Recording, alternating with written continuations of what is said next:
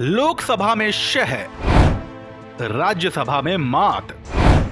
दिल्ली सेवा विधेयक पर दांव, दिल्ली का बॉस बनने की जंग।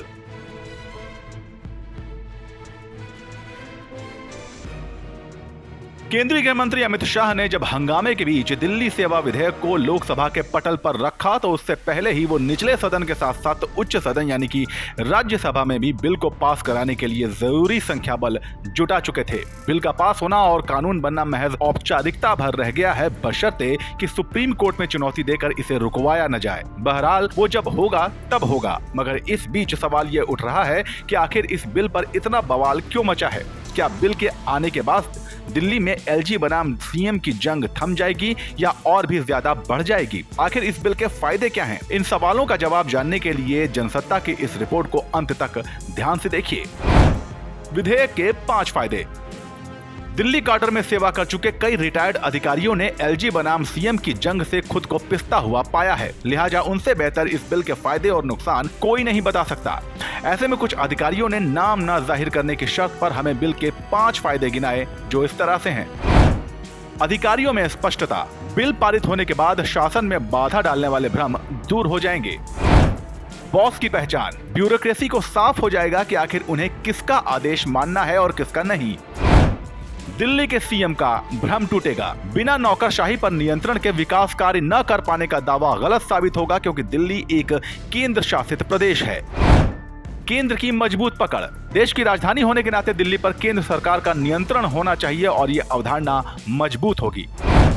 बिना दबाव होगा कार्य। स्पष्टता आने पर अधिकारी ज्यादा बेहतर तरीके से जानकारी कर सकेंगे। ये कहना है दिल्ली क्वार्टर में काम कर चुके कुछ वरिष्ठ अधिकारियों का, जो अब सेवानिवृत्त हो चुके हैं।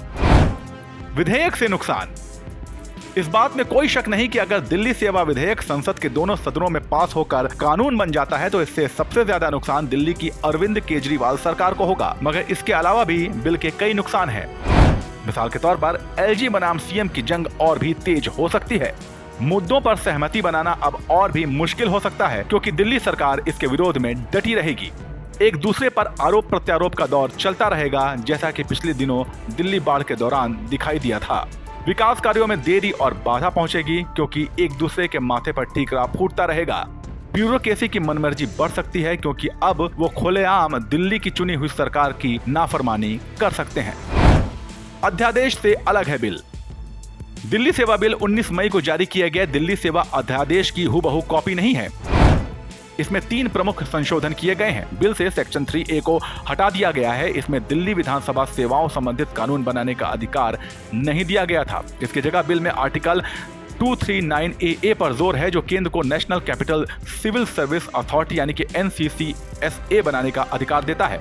इससे पहले अथॉरिटी को अपनी गतिविधियों की एनुअल रिपोर्ट दिल्ली विधानसभा और संसद दोनों को देनी थी, मगर अब इस प्रावधान को हटा दिया गया है। इसके अलावा विभिन्न अथॉरिटी, बोर्ड, आयोग और वैधानिक संस्थाओं के अध्यक्ष और सदस्यों की नियुक्ति के बारे में प्रावधानों में ढील दी गई है। इस बारे में प्रस्तावों को उपराज्यपाल और मुख्यमंत्री को देने से पहले केंद्र सरकार को देने की बाध्यता अब नहीं होगी। एक नया प्रावधान भी जोड़ा गया है। दिल्ली सरकार द्वारा बोर्ड और आयोग की नियुक्तियां उपराज्यपाल NCCSA की सिफारिशों के आधार पर करेंगे।